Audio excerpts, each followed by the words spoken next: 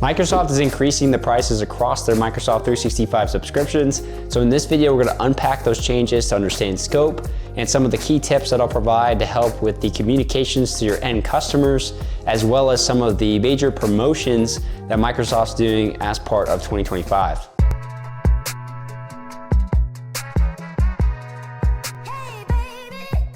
Before we get kicked off, just a quick introduction. My name's Nick. I'm a Microsoft MVP, and I've been creating content here in the channel for the better half of a decade.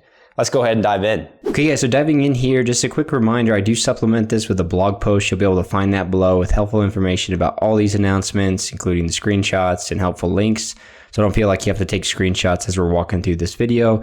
I'll put that in the video description. The first announcement here, the main one I'm covering today, is just really related to this price uptick. For those of us that are on an annual NCE plan paid monthly, and many of us are because we don't want to pay the additional 20% premium if you're just on month to month, but we do also want to have price flexibility versus that prepaid sum at the beginning of the term.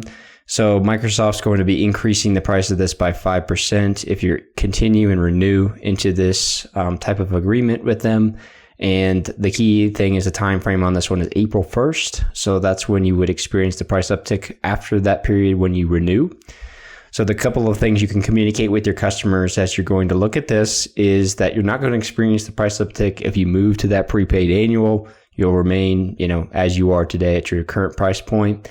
And then if your renewal date this year is before April 1st, you won't experience the price uptick till the next renewal date, which might be next year. An example of that is if you have a March 2025 renewal date this year, you won't actually experience this price uptick till 2026. So keep those things in mind as you communicate that. Obviously, you can look at other price locking maneuvers like a 3-year commit that you could use before this April 1st timeframe to get locked into that rate for 3 years. And they might do another price uptick, in the next 3 years as well too. So something you can negotiate depending on the customer and depending on their growth, obviously their stability, things like that as well too.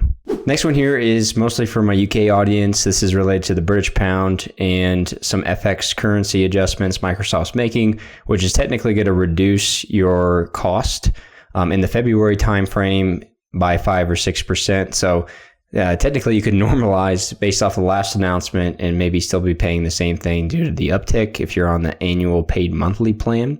But this is, a benefit here as well too. If you're in Brazil, you get that 12% adjustment as far as an increase goes. So that's not as great, but I don't know how many people are watching from that region. If so, give a shout out in the comments. Next one here is for Microsoft Teams. If you're using Teams Phone or Teams Phone with calling plan, you're going to experience a price uptick here as well. This is for annual billing. And even if you do annual billing paid monthly, this is an uptick. Used to be for phone standard, $8 per user per month, moving to $10. Same thing with the Teams Phone with calling plan, moved from $15 to $17. So an additional uptick there that you'll experience if you're leveraging Teams Phone specifically. But if you are on a plan like E5 or Office 365 E5 that has Teams Phone through that plan, you're not going to experience any pricing changes. Just keep that in mind with this one. This obviously only affects a certain scope of us who are using Teams Phone for calling. Next one here is for Microsoft CoPilot, introducing a monthly billing plan. So this is, again, annual paid monthly. Previously, all you could do was annual prepaid, which I think was inhibiting some people from adopting it. I think the annual commit is obviously still going to inhibit some people, given it's more of an exploratory license, a lot of development going into it right now, and people just want to dip their toes in the water in most cases for this. But this is giving some more pricing flexibility. It will conform to the first announcement there, where it's going to be 5% higher than the annual prepaid option, but giving you some more flexibility there on terms.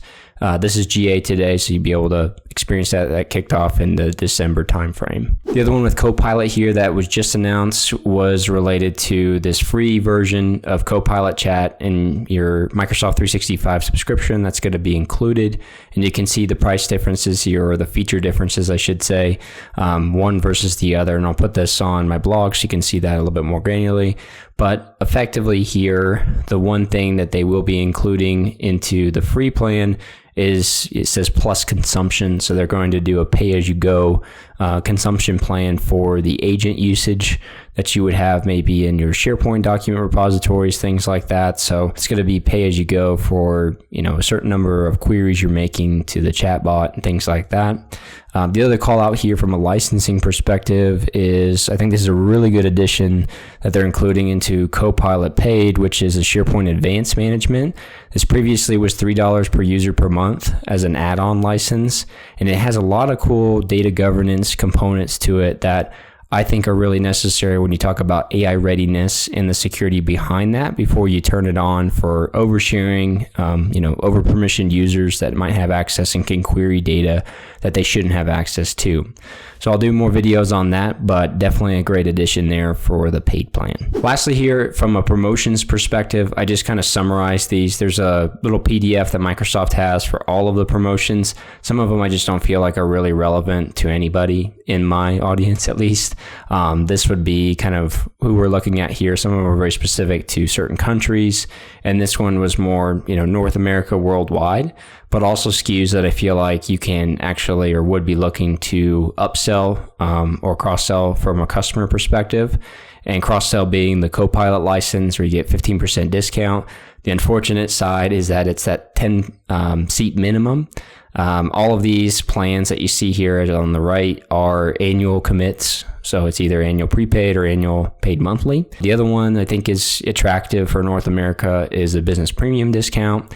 So this would be a good way if you are, within this time frame of prior to April, getting your customers upgraded into business premium over business standard.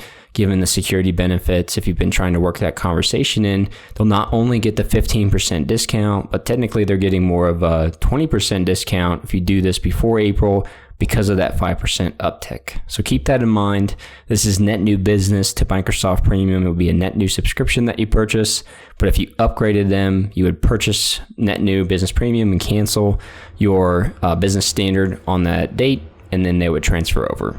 Same thing here with E3.5, definitely lesser probably of a volume or consideration for SMB and my primary target audience here, but effectively, it's another good opportunity. Maybe they're crossing a 300 seat threshold where that's a cap here on your business premium subscription, or maybe they want to have a TCO conversation, right, about reducing other tool set cost and conforming into a plan like E5 that has a lot of security features that you can upgrade into, and maybe it's a 300 user constraint that you're working with as well.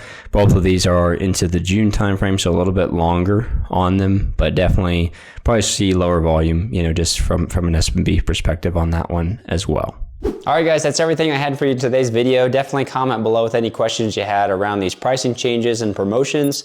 And be sure, like I mentioned at the beginning of the video, to check out the blog I have in the video description for more helpful links to all these announcements. I'll see you guys next week.